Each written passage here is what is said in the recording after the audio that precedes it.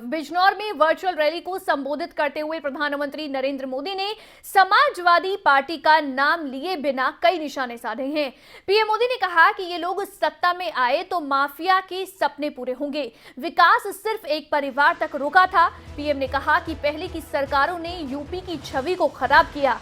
PM Modi ने यह भी कहा कि माफिया और अपराधी चाहते हैं कि यूपी में सरकार बदल जाए। पश्चिमी उत्तर प्रदेश में पहले चरण के लिए वोटिंग है, इसलिए आज प्रधानमंत्री मोदी खुद उनकी ओर से रैली की गई। और हालांकि आपको बता दें कि प्रधानमंत्री बिजनौर में आकर फिजिकल रैली करने वाले थे, लेकिन पीएम मोदी के कार्यक्रम को रद्द करना पड़ा और पीएम मोदी वर्चुअल माध्यम से इस कार्यक्रम में जुड़े। प्रधानमंत्री की ओर से रैली की गई और इस दौरान बिना नाम लिए समाजवादी पार्टी पर निशाना उन्होंने साधा।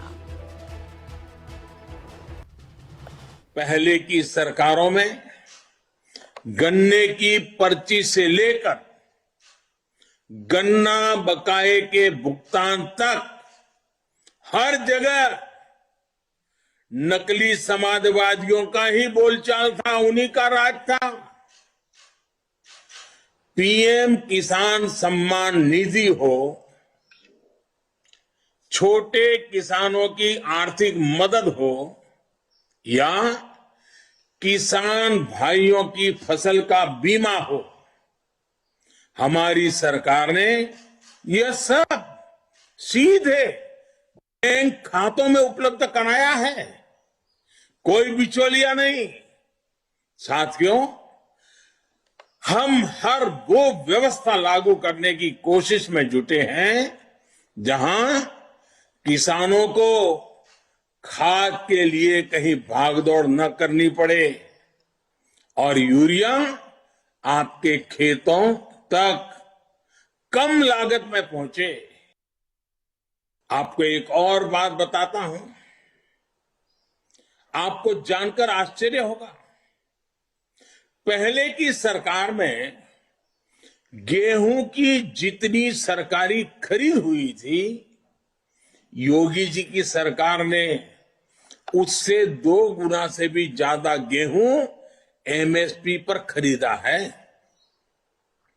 योगी जी की सरकार में किसानों से अनाज खरीद में हर साल नए रिकॉर्ड बनाए गए हैं।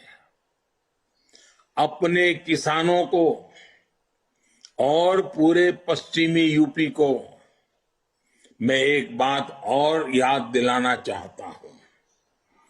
आज जो लोग आपको बहकाने की कोशिश कर रहे हैं, उनसे जरूर पूछिएगा, जब उनकी सरकार थी तब वो इस इलाके में आपके गांवों में कितनी बिजली देते थे?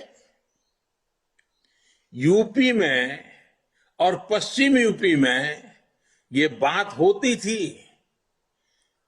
या नहीं कि हमारा किसान और युवा बिना बिजली के मात खा जाता है?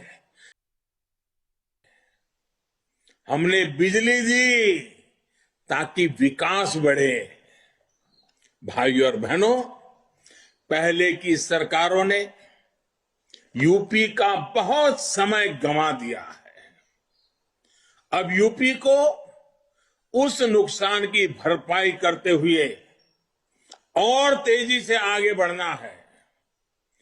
पहले की सरकारों का मॉडल समस्या पैदा करो, फिर सहानुभूति के नाम पर सब समेट लो का था।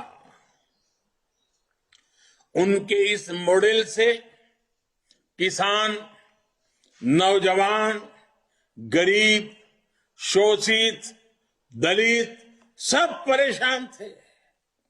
आप याद करिए, महिलाओं से, हमारी बहनों बेटियों से छेड़छाड़ कितनी आम बात थी।